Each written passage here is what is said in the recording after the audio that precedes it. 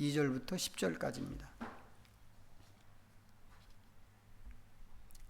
325면 골로새서 2장 6절부터 10절 함께 읽겠습니다.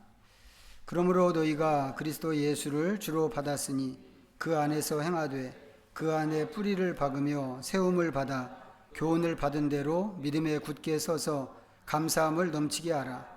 누가 철학과 헛된 속임수로 너희를 사로잡을까 주의하라. 이것은 사람의 전통과 세상의 초등 학문을 따름이요 그리스도를 따름이 아니니라. 그 안에는 신성의 모든 충만이 육체로 거하시고 너희도 그 안에서 충만하여졌으니 그는 모든 통치자와 권세의 머리시라. 아멘. 우리가 성령 강림절 이후로 지금 성령의 절기를 보내고 있습니다. 보내고 있는데 일반 보통의 교회들이 사용하고 있는 일반 교회력에서는 이 성령 강림절부터 그 다음번 대림절이 시작할 때까지를 연중시기라고 이렇게 명명합니다. 영어로는 오드너리라고 하는데 특별한 일 없는 그냥 평범한 기간이라고 하는 그런 뜻입니다. 그렇지만 지난번 그 성령 강림절 때 말씀을 드린 것처럼 성령님이 아니시면 우리는 아무것도 아니고 특히 하나님께서 정하신 우리 구원의 목표에 도달하는 것은 불가능한 일이기 때문에 이 기간은 우리가 항상 성령을 구하고 성령님과 함께하는 법을 연습해야 하는 그런 기간입니다. 그런 사실을 생각하면 말은 이 기간을 오드너리 타임이라고 이렇게 이야기하지만 이 기간이야말로 그 어느 때보다 어떤 절기보다 중요하고 영적으로 깨어서 좀 충분히 자라야 하는 그런 기간이라고 할 수 있습니다. 그래서 구원의 절기에서는 그 부분에서 일반 교회력과 좀 다르다고 하는 것을 좀 말씀드리고 이 기간도 다른 중요한 절기들처럼 아니면 그 이상으로 우리가 수련회를 하는 것 같은 그런 마음으로 보내야 된다라고 하는 것을 강조합니다. 저는 구원의 절기를 따라감에 있어서 거기에서 좀 더 추가해서 좀 말씀드려야 하는 것들, 제가 생각할 때 좀 더 추가하면 좋겠다 싶은 것들을 지금 몇 년째 이 기간에 지금 말씀을 드리고 있는데 이번에는 영적 전쟁이라고 하는 차원을 지금 다루고 있습니다. 이 주제를 처음에 다룰 때 시작할 때 우리의 생각에 대해서 다뤘다고 하는 것을 지난주에도 잠깐 말씀을 드렸는데 그 이후로 이렇게 명시적으로 이렇게 제목을 따로 쓰거나 부제를 붙이거나 이렇게는 하지 않았지만 약간 다른 주제로 말씀을 다뤘습니다. 그렇지만 그 밑바닥에는 항상 이 생각의 역할이 있다고 하는 것, 그것도 좀 함께 말씀을 드렸습니다. 물론 제가 말씀드리는 이 생각은 긍정적인 의미보다는 생각이 갖고 있는 부정적인 측면, 부정적인 역할, 그것들을 더 많이 좀 드러내는 그런 생각이었습니다.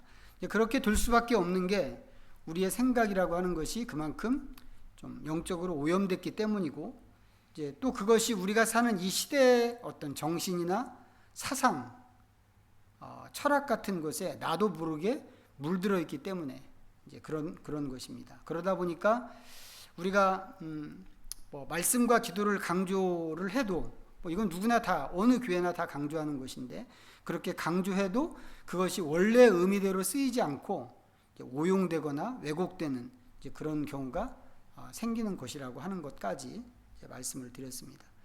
오늘은 거기서 조금 더 들어가 보려고 하는데 이런 얘기를 이렇게 하는 이유가 이게 그만큼 중요한 이야기이기 때문이고 이게 중요한 이유는 우리의 생각과 사상 아니면 시대 정신에 의해서 우리가 행동을 결정하고 그 결정으로 우리가 하나님과 사탄 사이에서 어느 편에 서는가로 드러나는 것이기 때문에 그렇습니다.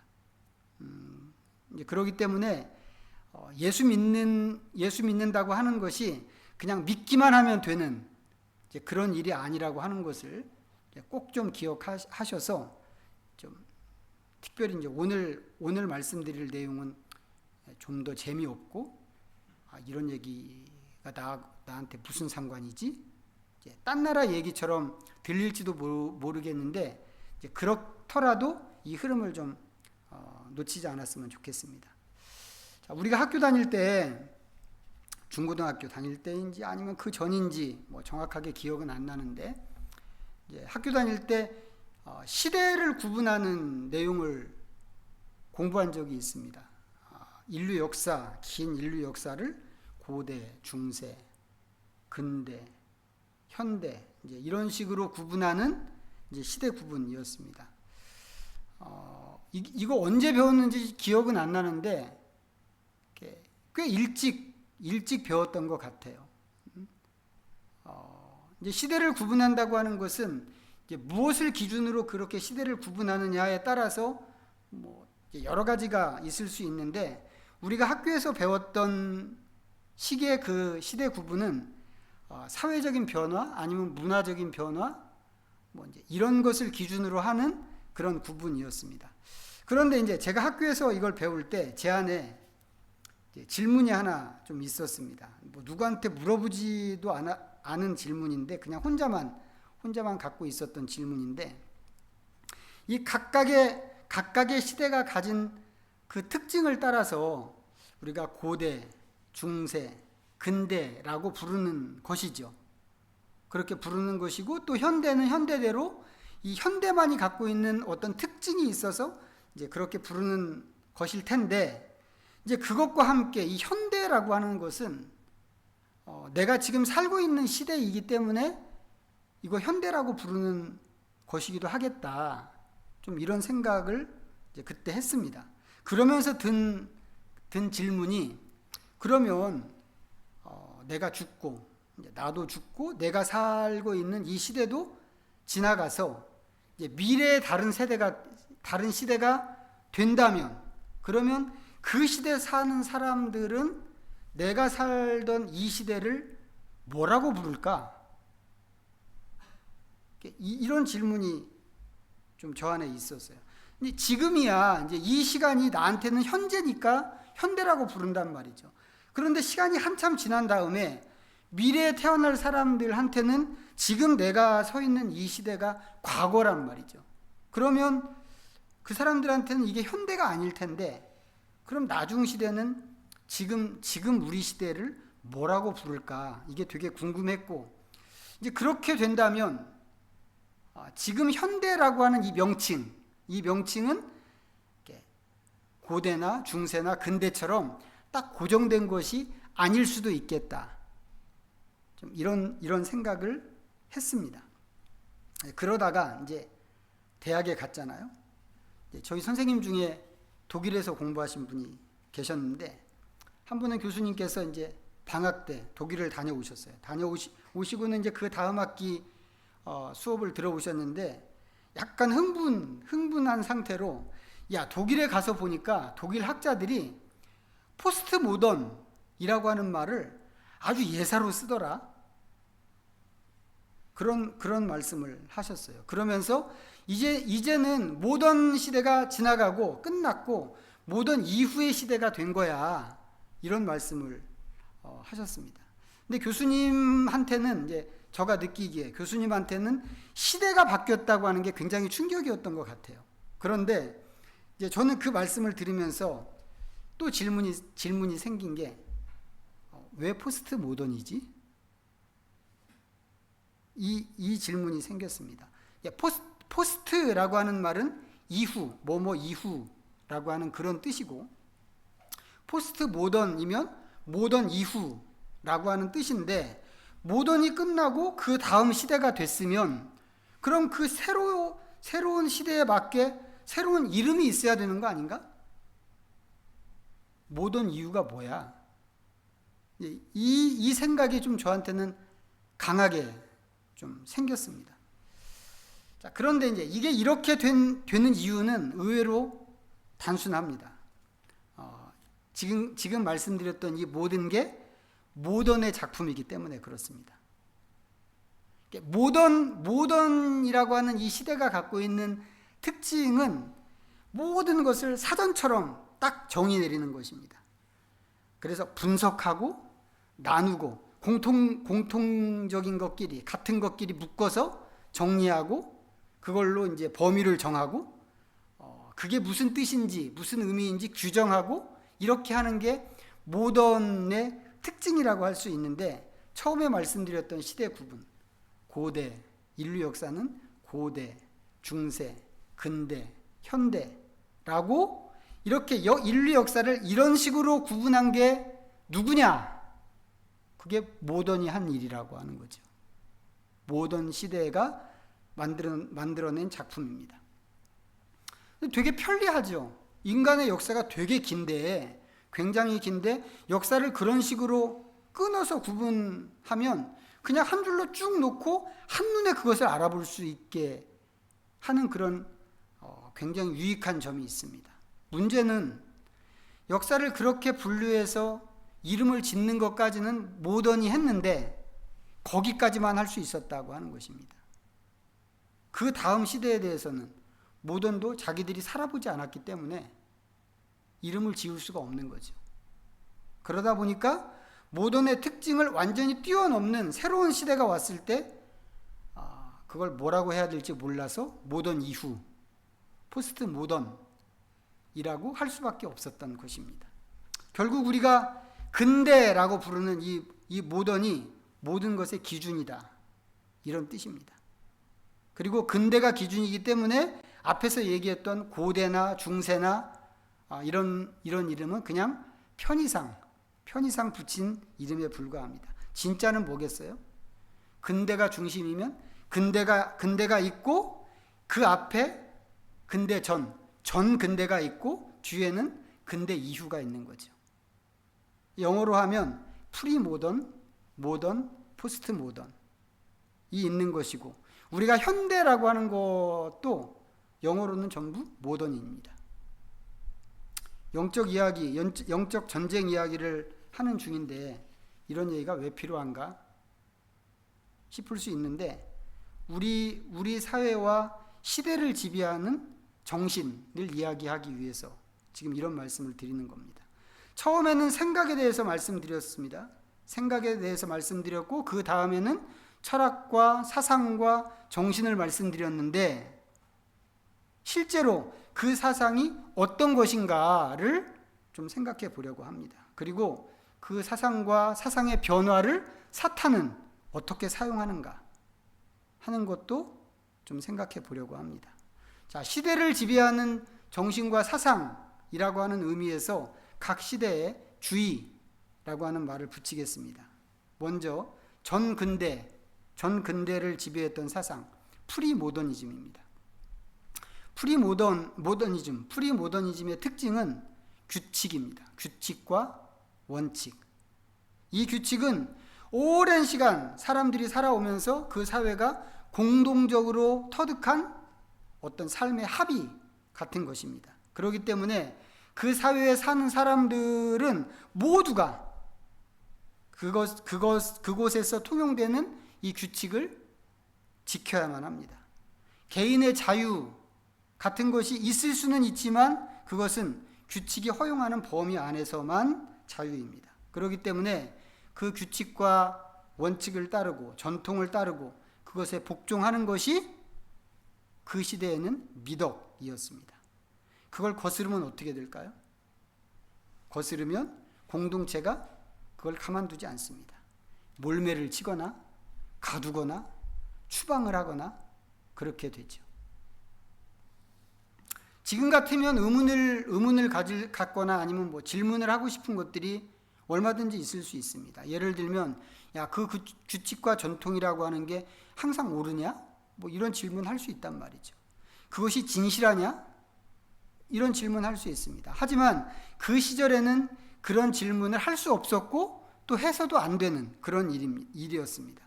왜냐하면 그렇게 하는 것 자체가, 질문하는 것 자체가 사회 질서를 깨뜨리고 그 사회의 모든 것들을 허물어뜨리는 불순한 행동이기 때문에 그렇습니다. 이런 일이 예수님 시대에도 있었거든요. 자, 한번 보겠습니다. 마가복음 7장 63페이지입니다. 마가복음 7장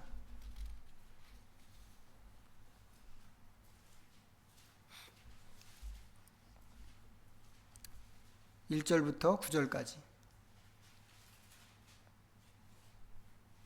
읽어보겠습니다. 7장 1절부터 9절 시작. 바리새인들과 또 서기관 중 몇이 예루살렘에서 와서 예수께 모여들었다가 그의 제자 중 몇 사람이 부정한 손 곧 씻지 아니한 손으로 떡 먹는 것을 보았더라. 바리새인들과 모든 유대인들은 장로들의 전통을 지키어 손을 잘 씻지 않고서는 음식을 먹지 아니하며 또 시장에서 돌아와서도 물을 뿌리지 않고서는 먹지 아니하며 그 외에도 여러 가지를 지키어 오는 것이 있으니 잔과 주발과 놋그릇을 씻음이러라. 이에 바리새인들과 서기관들이 예수께 묻되 어찌하여 당신의 제자들은 장로들의 전통을 준행하지 아니하고 부정한 손으로 떡을 먹나이까? 이르시되 이사야가 너희 외식하는 자에 대하여 잘 예언하였도다. 기록하였으되 이 백성이 입술로는 나를 공경하되 마음은 내게서 멀도다. 사람의 계명으로 교훈을 삼아 가르치니 나를 헛되이 경배하는도다 하였느니라. 너희가 하나님의 계명은 버리고 사람의 전통을 지키느니라. 또 이르시되 너희가 너희 전통을 지키려고 하나님의 계명을 잘 저버리는도다. 여기 나오는 바리새인들이 예수님에게 항의를 하고 있습니다. 항의하는 게 뭔가요? 왜 당신들은 밥 먹을 때 손을 씻지 않는가? 이겁니다. 식사 전에 손 씻는 것을 우리도 강조하죠. 하지만 손을 안 씻었다고 해서 그게 또 무슨 큰일이 나는 것 같은 그런 반응을 보이지는 않죠. 식사 전에 손 씻는 게 뭐가 그렇게 대단하고 중요하다고 이 사람들이 이렇게까지 할까? 그것은 이렇게 하는 것이 이 사람들에게 전통이기 때문에 그렇습니다.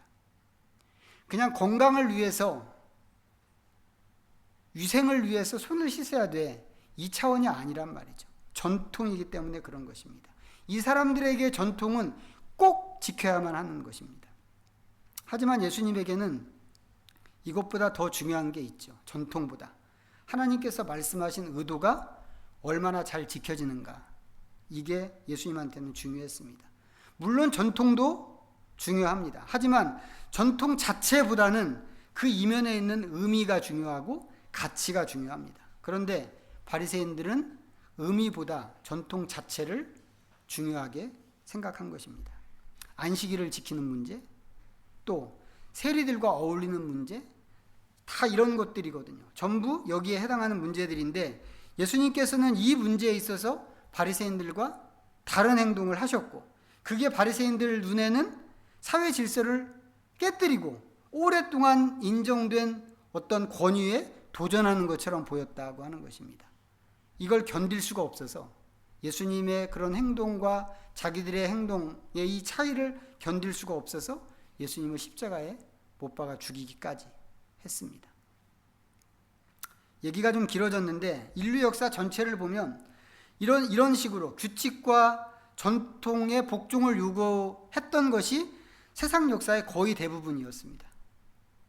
전 근대에 해당하는. 그러다가 이 삶과 세상에 대한 관점이 완전히 바뀌는 새로운 세상이 왔습니다. 그게 모더니즘 시대입니다. 일반적으로 이 근대라고 하는 것은 15세기부터 한 19세기까지를 근대라고 분류합니다. 이때는 인문주의가 태동하고, 우리가 다 옛날 학교 다닐 때 사회 시간에 배웠던 얘기죠. 인문주의가 태동하고 항해술이 발달하면서 새로운 항로가 개척되고 신대륙도 발견하고 모든 것이 발전하고 도약하는 시기였습니다. 몇 가지를 꼽자면 이런 것이 있습니다. 우선 이 시기는 과학과 기술이 비약적으로 발전했습니다. 근데 이 과학과 기술의 특징은 뭐냐면 분석하고 실험하고 규정하고 체계화시키는 것을 잘하는 그런 분야가 과학이고 기술입니다. 그래서 그러는지 이 근대라고 하는 이 시대 자체가 그런 거를 잘하는 시대였단 말이죠. 그래서 인류 역사, 아까 말씀드렸던 것처럼 인류 역사를 고대, 중세, 근대로 나누어서 시대를 구분하는 거, 이것도 전부 이 사람들이 한 일이라고 그랬습니다. 그런가 하면 근대는 정치적으로 왕정이 끝나고 또 시민사회가 태동하는 그런 시대였습니다. 그렇기 때문에 개인의 자유를 강조하고 중요하게 생각하고 그것을 추구하고 민주정치에 대해서 관심이 늘어난 그런 시기입니다. 또 종교개혁이 일어난 시기이기도 하죠. 그때까지는 교회가 하나의 큰 왕국이었습니다. 교황을 수장으로 해서 서방 세계에 있는 모든 교회가 한 교회를 이루고 있었습니다. 혹시 세계사 시간에 중고등학교 세계사 시간에 카노사의 굴욕이라고 하는 사건 배운 적이 있는데 기억하시는지 모르겠어요. 교회 교황이 신성 로마 제국의 황제를 파문한 그런 사건이 있었습니다. 그때 교황이 그레고리 7세라는 사람이고 파문당한 이 황제가 하인리 4세라고 하는 사람이었는데 교황이 황제를 파문하니까 그게 먹히더란 말이죠. 이 황제가 깜짝 놀라서 교황이 있는 그 카노사라고 하는 그 성에까지 가서 눈밭에 무릎을 꿇고 사죄했다고 하는 그런 사건이 이제 카노사의 굴욕입니다. 나중에 이제 상황이 뒤집어지기는 했지만 교황의 세력이 그 정도로 막강했습니다. 그런데 그런 교회의 힘이 그 뒤로도 계속 이어졌단 말이죠. 막강하게. 근데 그런 교회를 향해서 반기를 든 게 종교개혁입니다. 종교개혁 시대를 보면 그 저항하는 그 운동, 그 움직임이 정말 유럽에 들불처럼 그렇게 퍼져나갔습니다. 이게 지금부터 치면 500년도 더 된 얘기거든요. 근데 그 옛날에 우리 500년 전이면 뭐 했겠어요? 여기서 태어나갖고는 저 건넌 마을도 안 가보고 평생을 그냥 여기서 살다가 죽는 사람도 많은 그런 시대가 500년 전이었는데 어떻게 그 옛날에 그 저항 정신이 유럽 전역에 그렇게 들불처럼 퍼져나갈 수 있었을까? 이게 어떻게 가능했을까? 그것은 그 무렵에 인쇄술이 발명됐기 때문에 생긴 결과입니다. 루터가 비텐버그 대학 성당에다가 10월 30일 날 1517년 10월 30일 날 대자보를 붙였거든요. 그게 그 다음 주에 인쇄돼서 유럽 전역에 퍼졌다고 하니까 그 속도가 정말 엄청났던 거죠. 거기에 루터를 비롯해서 여러 사람들이 또 성경을 번역을 했습니다. 그래서 일반 백성이 드디어 자국어로 자기 말로 성경을 읽는 그런 세상이 됐습니다. 그 전에는 뭐예요? 그 전에는 예배를 드리러 가도 무슨 소리인지 알아들을 수도 없는 라틴어를 듣고 와야 했는데 이제는 자기 말로 된 성경을 직접 읽게 되었으니까 사람들한테는 세상이 개벽한 거나 마찬가지인 그런 세상이 된 겁니다. 사회적으로는 인문학에 눈을 뜨게 되고 종교적으로는 성경을 직접 대하게 되고 하면서 사람들의 의식도 깨어나게 되었습니다. 이게 언제라고요? 이게 모더니즘 시대, 모던 시대 때 일어난 일입니다. 결국 이 모더니즘 시대는 과학과 개인의 자유, 이성이 깨어나는 그런 시대였다고 할 수 있는 것이고 그것은 이전에 있던 전통에 대해서 뭐예요? 의문을 제기하고 저항하고 결국에 가서는 그것을 버리는 그런 것이 특징이 된 시대라고 할 수 있습니다. 그런 시대가 한 500년 계속됐습니다. 그러다가 또 한 번 사람들의 정신 세계가 완전히 뒤바뀌는 그런 일이 된 거죠. 그런 시대가 됐습니다. 포스트 모던 시대가 된 겁니다.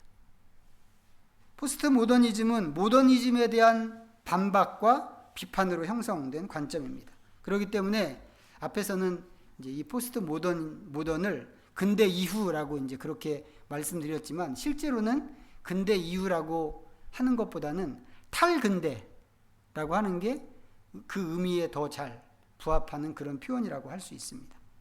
어쨌거나 이 포스트 모더니즘은 20세기, 우리도 20세기에 출생한 사람들이잖아요. 20세기에 시작된 운동인데 처음에는 예술과 건축 분야에서 시작됐다가 지금은 모든 분야에 자리를 굳게 잡은 그런 사상입니다. 이 포스트 모더니즘의 특징은 모든 것을 의심합니다. 모든 것을 의심하고 기존에 있던 질서를 해체하고 절대성을 부정하고 전부 상대화시키는 그런 정신입니다. 무엇보다도 이 포스트 모더니즘에서는 내가 중요합니다. 내가 중요하고 내가 기준입니다. 다른 사람 눈치 같은 거 볼 필요가 없고 지금까지 사회를 지탱해왔다고 생각하는 도덕적 가치 이런 거 인정하지 않습니다. 그거 인정하는 것은 그런 도덕적 가치 같은 것은 내 자유를 뺏는 나쁜 것이기 때문에 그렇습니다. 책을 읽거나 그림을 감상하거나 하는 것도 저자의 의도가 무엇인가 이런 거 필요 없습니다. 내가 읽고 싶은 대로 읽으면 되는 것이고 내가 보고 싶은 대로 보면 그게 옳은 것입니다. 성경은 어떨까요, 그럼? 성경도 마찬가지인 거죠. 다 자기가 보고 싶은 대로 보고 읽고 싶은 대로 읽고 생각하고 싶은 대로 생각하는 겁니다. 우리가 지금 사탄과의 영적 전쟁에 대해서 이야기하고 있는 중인데 이 세상을 지배하는 이 인간의 정신작용이 지금까지 말씀드린 이런 흐름으로 쭉 흘러서 여기까지 왔습니다. 전근대와 근대와 탈근대 이 방향으로 흘러왔습니다. 각각의 시대를 살았던 사람들은 나름대로 그 시대를 살아가는 삶의 어떤 기준 같은 것이 있었겠죠. 생각하는 것도 그 기준이 있었을 것이고 행동하는 것도 분명히 어떤 기준에 의해서 그 시대에 작용하는 기준에 의해서 행동했을 것입니다. 그렇지만 엄밀하게 따져보면 모든 사람은 그 시대를 지배하고 있던 시대 정신에서 벗어나지를 못한 것입니다. 각각의 시대 정신은 고유한 관점이 있습니다. 그래서 세상을 어떻게 볼 것인지, 세상을 보는 관점이 있고, 하나님을 어떻게 생각할 건지, 하나님에 대한 관점, 나를 어떻게 생각할 건지, 자신에 대한, 인간에 대한 각각의 관점이 있습니다. 예전에 제가 비유적으로 말씀드린 적이 있는데, 이 관점이라는 것은 일종의 색안경입니다. 선글라스라고도 할 수 있죠. 어떤 색이든지 색안경을 끼고 세상을 보면 그 세상이 온통 그 안경 색깔로 보이죠. 파란색 안경을 끼면 세상은 온통 파란색으로 보이고 빨간색 안경을 끼면 세상은 온통 빨간색으로 보입니다. 제가 예전에도 말씀드렸던 적이 있는데 제가 고등학교 다닐 때 고교 얄개라는 영화가 있었거든요. 하이틴 영화 보셨나요? 고교 얄개, 이승연, 김정은, 강주희 이 친구들 나오는 그런 영화인데, 이제 거기 얘기 잠깐 해보면 공부는 잘하지만 이제 집이 어려워서 우유 배달을 하는, 그래서 늘 피곤한 이제 김정은이가 있었습니다. 이제 이 친구가 학교 와갖고는 이제 졸고 이제 책상에 엎드려서 자고 이러는데 어느 날 개구장이 이승연이가 이 김정은이의 안경을 빨간색 매직으로 다 칠해놨습니다. 다 칠하고는 책상을 막 크게 후려치면서 불이야! 소리를 질렀습니다. 김정은이가 깜짝 놀라서 자다가 일어났죠. 자다가 일어나서 눈을 뜨고 보니까 세상이 온통 빨갛게 불타고 있는 거예요. 그래서 어떻게 하지 큰일 났다고 하면서 이 친구가 우왕좌왕 하다가 이제 책상에 걸려 넘어지고 크게 다치고 안경도 깨지고 이제 그런 장면이 그 영화에 나옵니다. 실제로는 불이 난 게 아닌데, 불난 게 아닌데 불났다고 생각하고 우왕좌왕 하다가 이제 그렇게 된 건데, 그렇게 된 이유는 무엇인가? 그 친구 안경이 새빨갛게 칠해져 있기 때문이고 그 색깔로 세상을 봤기 때문에 그렇게 됐다고 하는 것이죠. 사람은 이 세상을 어떤 색깔로 보느냐에 따라서 거기에 맞는 행동을 하게 되어 있습니다. 안경이라는 게 그런 역할을 하는 것인데, 중요한 것은 뭐냐면 모든 사람이 그런 식으로 나름의 색안경을 끼고 산다고 하는 것입니다. 그리고 그 안경으로 세상을 보고 또 하나님을 보고 그 안경으로 자기를 보는 것입니다. 당연히 그 색깔에 맞춰서 생각하고 그 색깔에 맞춰서 행동도 하겠죠. 그런데 어떤 안경을 쓰느냐에 결정적인 역할을 하는 것이 시대 정신이라고 하는 거죠. 프리모더니즘 시대에는 프리모더니즘의 관점으로 세상을 보게 하는 안경을 쓸 수밖에 없고, 모더니즘 시대에는 모더니즘 관점으로 세상을 보는 것이고, 포스트 모더니즘 시대에는 포스트 모더니즘 관점으로 세상을 보는 것입니다. 하나님에 대해서도 마찬가지고 인간에 대해서, 자기 자신에 대해서도 마찬가지입니다. 그런데 우리는 예수님을 믿으면서 나라가 바뀐 사람이라고 그랬잖아요. 자, 처음에 읽었던 골로새서로 좀 다시 가셔서 우리 1장을 다시 한번 보겠습니다. 골로새서 1장 324면 골로새서 1장 13절부터 23절까지 자, 읽어보겠습니다. 시작. 그가 우리를 흑암의 권세에서 건져내사 그의 사랑의 아들의 나라로 옮기셨으니 그 아들 안에서 우리가 속량 곧 죄사함을 얻었도다. 그는 보이지 아니하는 하나님의 형상이시요 모든 피조물보다 먼저 나신 이시니 만물이 그에게서 창조되되 하늘과 땅에서 보이는 것들과 보이지 않는 것들과 혹은 왕권들이나 주권들이나 통치자들이나 권세들이나 만물이 다 그로 말미암고 그를 위하여 창조되었고 또한 그가 만물보다 먼저 계시고 만물이 그 안에 함께 섰느니라. 그는 몸인 교회의 머리시라. 그가 근본이시요 죽은 자들 가운데서 먼저 나신 이시니 이는 친히 만물의 으뜸이 되려 하심이요 아버지께서는 모든 충만으로 예수 안에 거하시고 그의 십자가의 피로 화평을 이루사 만물 곧 땅에 있는 것들이나 하늘에 있는 것들이 그로 말미암아 자기와 화목하게 되기를 기뻐하심이라. 전에 악한 행실로 멀리 떠나 마음으로 원수되었던 너희를 이제는 그의 육체의 죽음으로 말미암아 화목하게 하사 너희를 거룩하고 흠없고 책망할 것이 없는 자로 그 앞에 세우고자 하셨으니 만일 너희가 믿음에 거하고 터 위에 굳게 서서 너희 들은 바 복음의 소망에서 흔들리지 아니하면 그리하리라. 이 복음은 천하 만민에게 전파된 바요 나 바울은 이 복음의 일꾼이 되었노라. 좀 긴 말씀이었는데 이 말씀이 보여주는 거 너무 분명하죠. 나라가 바뀜으로 인해서 모든 것이 달라졌다, 이 얘기입니다.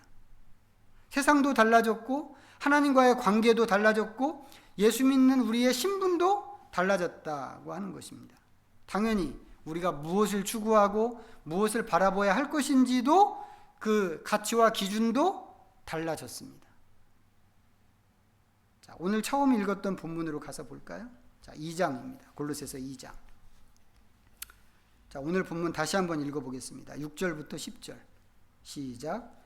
그러므로 너희가 그리스도 예수를 주로 본받았으니 그 안에서 행하되 그 안에 뿌리를 박으며 세움을 받아 교훈을 받은 대로 믿음에 굳게 서서 감사함을 넘치게 하라. 누가 철학과 헛된 속임수로 너희를 사로잡을까 주의하라. 이것은 사람의 전통과 세상의 초등 학문을 따름이요 그리스도를 따름이 아니니라. 그 안에는 신성의 모든 충만이 육체로 거하시고 너희도 그 안에서 충만하여졌으니 그는 모든 통치자와 권세의 머리시라. 아멘. 뒤로 조금 가셔서 20절부터 또 보겠습니다. 20절부터 23절. 시작. 너희가 세상의 초등 학문에서 그리스도와 함께 죽었거든 어찌하여 세상에 사는 것과 같이 규례에 순종하느냐. 곧 붙잡지도 말고 맛보지도 말고 만지지도 말라 하는 것이니 이 모든 것은 한때 쓰이고는 없어지리라. 사람의 명령과 가르침을 따르느냐. 이런 것들은 자의적 숭배와 겸손과 몸을 괴롭게 하는 데는 지혜 있는 모양이나 오직 육체 따르는 것을 금하는 데는 조금도 유익이 없느니라. 세상에 그냥 있을 때는 세상을 지배하는 정신에 의해서 그냥 살았습니다. 그렇지만 나라가 바뀌고 나서 어떤 정신을 정신을 따를 것인가를 생각해야만 하게 되었단 말이죠. 골로새 교회에 있는 일부 사람들에 대해서 이 지금 읽은 말씀에서 바울이 안타까워하는 게 뭐예요? 그들이 예수님의 관점을 따라가지 않고 세상의 관점을 따라갔다. 이거란 말이죠. 예수 믿는 사람들인데, 교회인데, 성도인데, 왜 이 사람들은 그렇게 예수님을 따라가지 않고 세상의 관점을 따라갔을까? 지금까지 말씀드렸던 표현으로 하면 그들이 시대 정신을 따라간 것이고 시대 정신이 요구하는 안경으로 세상을 보고 있는 것이다 라고 하는 겁니다. 지난주에 말씀드렸지만 영적 전쟁이라고 하는 것은 어느 쪽에 서는가 이 문제입니다. 단순히 어느 종교에 가입하고 종교 생활을 어떻게 하는가 이런 일이 아니란 말이죠. 그것은 어떤 눈으로 또 누구의 눈으로 세상을 보고 하나님을 볼 것인가 이 문제인데 우리는 하나님의 눈으로 세상과 하나님을 또 나를 볼 것인지 아니면 이런 것들을 사탄의 눈으로 볼 것인지를 결정해야 하고 거기에 맞게 행동해야 하는 사람들이라고 하는 것입니다. 어떻게 하면 하나님의 관점으로 세상을 볼 수 있을까요? 어떻게 하면? 조금 전에 읽었던 골로새서 말씀이 보여주는 것은 주님의 교훈에 뿌리를 받고 믿음을 세우라 이것이었죠. 바울은 이 문제를 누구의 말을 듣고 누구의 말을 따라가는가 이런 식으로 지금 설명하고 있는 것인데 결국 우리한테는 하나님의 말씀밖에 없구나 하는 것을 여기서도 지금 우리가 확인을 하게 되는 것입니다. 사실 우리는 누구라고 할 것 없이 모든 사람은 자주 접하는 소리에 마음이 움직일 수밖에 없습니다. 그렇기 때문에 하나님의 말씀을 자주 대하면 대할수록 그만큼 세상의 관점은 무뎌질 수밖에 없고 하나님의 관점이 살아나게 되는 것이죠. 더 많이 성경 보고 그 렌즈로 세상 보는 법을 끊임없이 연습해야 하는 이유가 바로 이것입니다. 오늘 설교가 좀 너무 어려운 얘기였을 수 있고 나하고 상관없는 얘기처럼 들렸을 수도 있는데 이게 영적 전쟁에서 굉장히 중요한 원리고 사탄의 입장에서는 우리가 눈치채지 못할 만큼 아주 교묘하게 우리를 이 시대 정신을 가지고 우리를 조종할 수 있는 그런 일이라고 하는 것을 우리가 다시 한번 생각해 볼 수 있으면 좋겠습니다. 그래서 이걸 정말 우리 마음 깊은 곳에 좀 담아두고 우리가 좀 더 하나님의 말씀에 헌신하고 말씀으로 우리 자신을 무장할 수 있는 그런 하나님의 일꾼들, 하나님의 군사들이 다 될 수 있으면 좋겠습니다. 기도하겠습니다. 우리 잠시 하나님 말씀 좀 생각하면서 주님 앞에 묵상으로 나갑니다.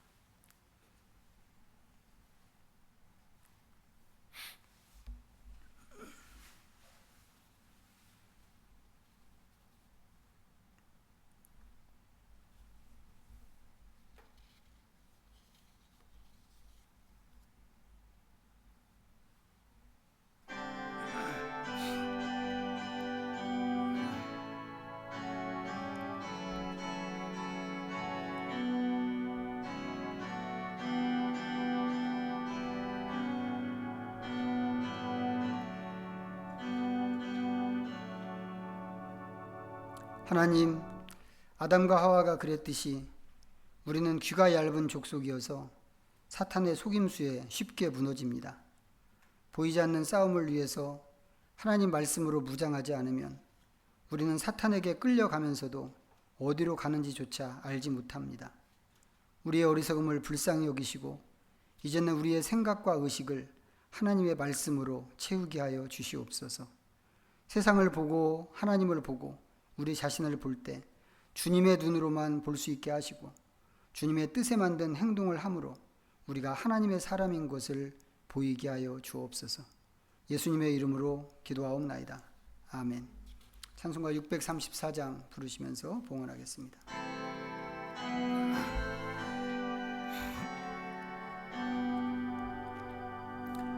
모든 것이 주께로부터 와